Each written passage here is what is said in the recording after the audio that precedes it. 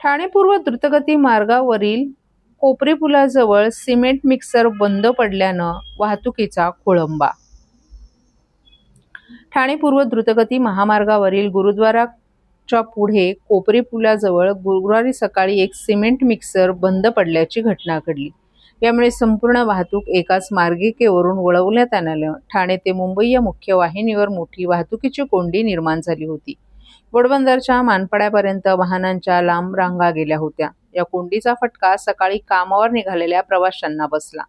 ठाणे पूर्व द्रुतगती मार्गावर दिवसभर वाहनांची मोठी वर्दळ असते. सकाळ आणि सायंकाळी नोकरदार वर्गाची वाहनं तर दुपार आणि रात्री अवजड वाहनं रस्त्यावर असतात. या मार्गावरील गुरुद्वारा कटच्या पुढे कोपरी पुलाजवळ आज सकाळी एक सिमेंट मिक्सर अचानक बंद पडला. बंद पडलेला मिक्सर हटवण्याचं काम वाहतूक पोलिसांकडून सुरू होतं. मात्र तरी हे काम पूर्ण होण्यासाठी बराच वेळ लागणार असल्याची माहिती मिळत होती.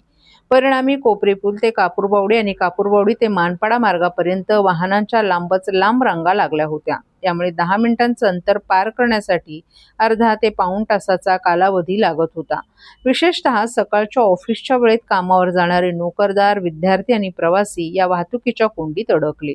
अनेकांना कार्यालयात पोहोचण्यास उशीर झाला, तर अनेक वाहन चालकांनी पर्यायी मार्गांचा अवलंब करण्यास सुरुवात केली होती. ठाणे वाहतूक शाखेचे पोलीस उपायुक्त पंकज शिरसाट यांनीही याबाबत नागरिकांना सोशल मीडियावरून माहिती देत मुंबईकडे जाण्यासाठी 3 हात नाक्याहून मॉडेला चेकनाका मार्गाचा वापर करावा असं आवाहन केलं होतं.